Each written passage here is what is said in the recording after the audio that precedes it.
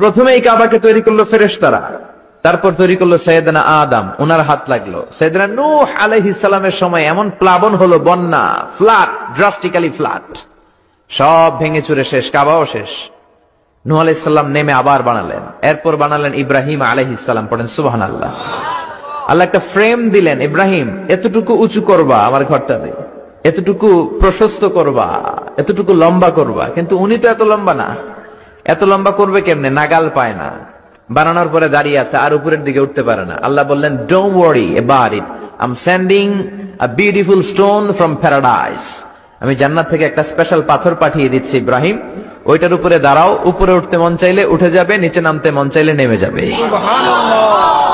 মাকাম ইব্রাহিম, জান্নাত থেকে আসা ওই পাথর কাবা ঘরের পাশে আজও আছে না নাই?